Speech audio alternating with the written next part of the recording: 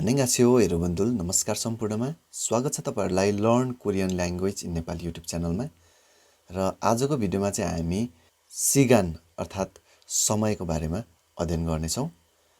Korean भाषामा समयलाई कसरी भन्ने अथवा कसरी गन्ने भन्ने बारेमा चाहिँ यो भिडियोमा तपाईहरुले जानकारी पाउनुहुनेछ र कस्तो उच्चारण हुन्छ त्यसको सम्पूर्ण जानकारी म दिनेछु।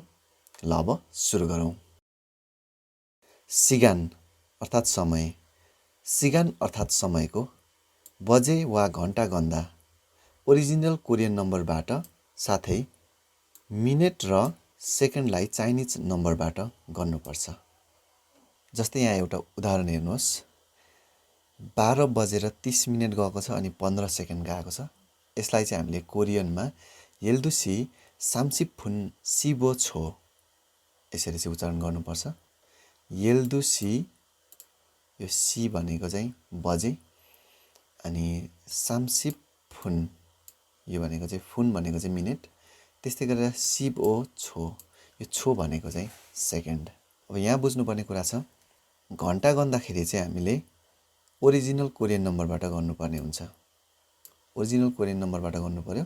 त्यस्तै गरेर मिनेट गन्दाखेरि सिनो कोरियन नम्बर चाइनिज कोरियन नम्बरबाट, त्यस्तै गरेर सेकेन्डको पनि हामीले सिनो कोरियन नम्बर चाइनिज कोरियन नम्बरबाटै गर्नुपर्ने हुन्छ।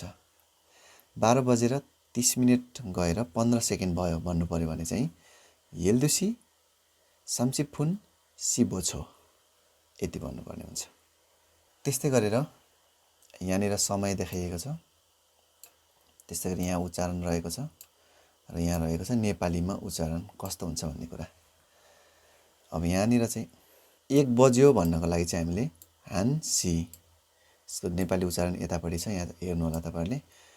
2 बज्यो भन्दाखेरि थुसी नेपाली उच्चारण यहाँ छ।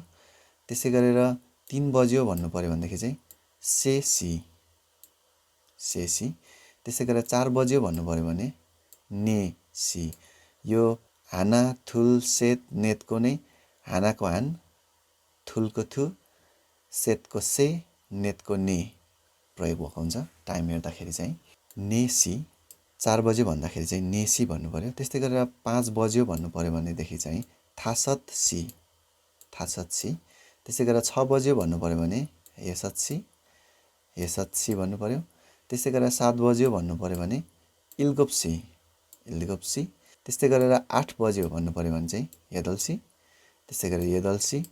त्यस्तै गरेर 9 बज्यो भन्नु पर्यो भने चाहिँ आहोप्सी आहोप्सी। त्यस्तै गरेर 10 बज्यो भन्नु पर्यो भनेदेखि चाहिँ यल यल भनेको 10 सी भनेको बजे अथवा घण्टा यल्सी यल्सी।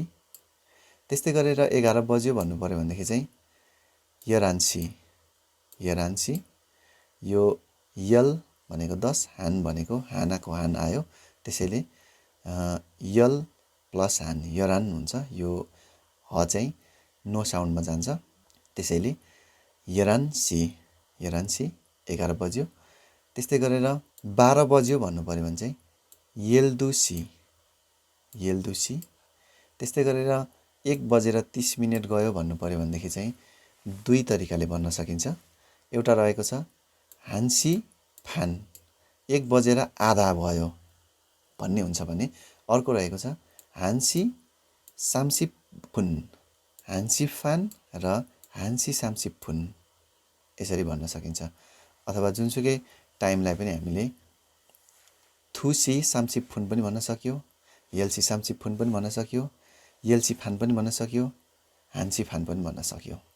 यहाँ चाहिँ 1 बजेर 30 मिनेट गयो भनेको हुनाले हान्सी फान अथवा चाहिँ हान्सी सामसिफुन भनिएको छ। अर्को रहेको छ 7 बजेर 15 मिनेट गयो भनेको चाहिँ इल्गोप्सी सिबोबुन। मैले यसलाई जोडेर छिटो भन्दाखेरि चाहिँ बुन भने, तर यसलाई छुट्टै उच्चारण गर्नु पर्यो भने फुन नै उच्चारण गर्नु होला। इल्गोप्सी सिबोफुन इल्गोप्सी सिबोफुन यसरी उच्चारण गर्नुपर्ने हुन्छ। र समय हेर्दाखेरि चाहिँ हामीले घडी हेर्दा भनौँ विशेष गरेर यो तपाईहरुले देख्न सक्नुहुन्छ एएम र पीएम भन्ने तपाईको घडीमा देख्न सक्नुहुन्छ इङ्ग्लिसमा। एएमलाई चाहिँ कोरियामा ओजन भनिन्छ। यो नेपालीमा पनि उच्चारण यहाँ गरिदिएको छु मैले।